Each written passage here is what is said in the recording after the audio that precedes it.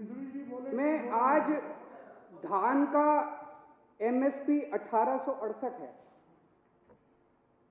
उत्तर प्रदेश और बिहार में ये 900,000 रुपए में बिक रहा है। मेरे को बता दो कि पूरे देश में मेरा बिहार और उत्तर प्रदेश का किसान कहां ये फसल बेच के आए कि इसको एमएसपी से ज्यादा दाम मिल जाए। हवा में बात करने से क्या फायदा है? कहीं भी बेच लो, कहीं भी बेच लो। अरे कहां बेच लें, बताओ तो सही। अब हमारे देश का किसान पूरे देश में कहीं भी बेच सकता है।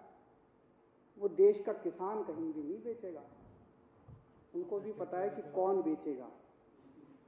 उनसे पंजाब में खरीदेगा, उत्तर प्रदेश में उनसे 800 रुपए में बेच के वही बड़े बड़े पूंजीपति इतनी महंगाई कर देंगे कि वो पूरे देश के अंदर इसको महंगा बेचेंगे। ये किसानों के बेचने के लिए कानून नहीं बनाया गया। तो कहा जा रहा है कि किसानों को भ्रमित किया जा रहा है। किसानों को भ्रमित नहीं किया जा रहा, भाजपाइयों को भ्रमित किया जा रहा है। सारे भाजपाइयों को अफीम खिला दी है और अफीम खिला के कह दिया ये रट के बस यही बोलो। मैंने आज पूरा भाषण सुना योगी आदित्यनाथ जी का, उनको भी नहीं पता इसका क्या फायदा।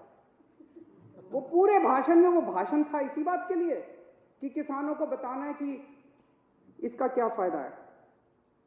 आज सुप्रीम कोर्ट में केस था, कल भी था।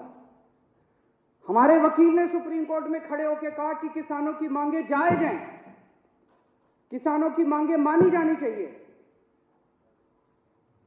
केस इसलिए था कि दिल्ली के बॉर्डर के ऊपर किसान बैठे हैं, इसलिए ट्रैफिक की दिक्कत हो रही है। हमारे वकील ने खड़े होकर कहा जी इसके लिए केंद्र सरकार जिम्मेदार है। आज अगर अभी केंद्र सरकार 1 घंटे में इनकी मांग मान ले, धरना उठ जाएगा। धरना क्यों नहीं उठ रहा? धरना इसलिए नहीं उठ रहा, केंद्र सरकार नहीं करने दे रही। तो केंद्र सरकार का वकील बोलता है कि ये दिल्ली सरकार का वकील तो किसानों का वकील बन के बना हुआ है। मैं केंद्र सरकार वाले को कहना चाहता हूं, तुम भी किसानों के वकील बनो, तुम भी किसानों का काम किसके लिए करो। किसान इस देश का निर्माता है और अगर किसानों की वकालत नहीं करोगे तो किसकी वकालत करोगे? दलालों की वकालत करोगे।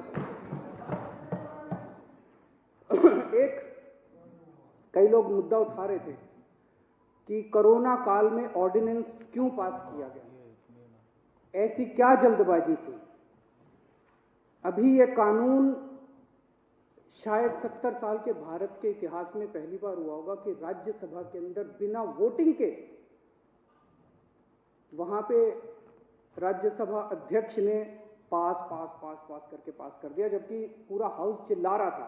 जैसे आप यहां बैठे हैं, कई बार हाउस चिल्लाता है, आपने तो कभी बिना वोटिंग के कोई कानून पास नहीं किया। अगर हाउस चिल्लाता है आप 10 मिनट के लिए एडजर्न कर देते हो, फिर दोबारा बैठते हैं, फिर हाउस ऑर्डर में आ जाता है, फिर वोटिंग कराते हैं। पहली बार ऐसा हो रहा है कि बिना वोटिंग के अंदर 3 कानून बस पास कर दिए अध्यक्ष ने और पास हो गए, कोई वोटिंग नहीं कराई गई इसको। ऐसी क्या आफत थी कि ये कानून पास कर दिए गए। पिछले 6-7 साल से आप लोग देख रहे हो कि भारतीय जनता पार्टी ने चुनावों को कितना महंगा कर दिया। कितना पैसा खर्च होता है चुनावों के अंदर, कितना पैसा खर्च होता है। ये कानून किसानों के लिए नहीं बनाए गए, ये कानून भारतीय जनता पार्टी के चुनावों की फंडिंग कराने के लिए बनाए गए। इसको ये देश जितनी जल्दी समझ ले, किसान तो समझ गए, बाकी देश भी जितनी जल्दी समझ ले उतना अच्छा होगा। तो अध्यक्ष महोदय, मैं इसका समर्थन करता हूं और ये 3 कानून हैं, ये तीनों कानूनों को मैं सदन के सामने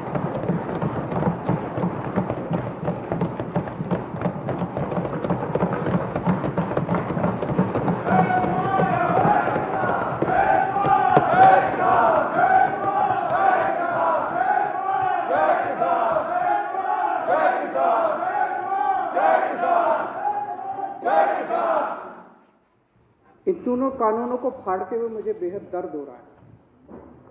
मेरा बिल्कुल मकसद नहीं था इसे फाड़ने का, लेकिन आज जब मेरे देश का किसान सड़कों के ऊपर 2 डिग्री टेम्परेचर के अंदर सड़कों पे सो रहा है और वो तकलीफ में है, तो मैं अपने देश के किसान और अपने देश के जवान के साथ गद्दारी नहीं कर सकता। मैं भी पहले इस देश का नागरिक हूँ, मुख्यमंत्री बाद में हूँ, तो आज इन तीनों कानूनों को ये विधानसभा खारिज करती है और केंद्र सरकार से अपील करती है कि किसानों की बात मानते हुए अंग्रेजों से बदतर मत बनो।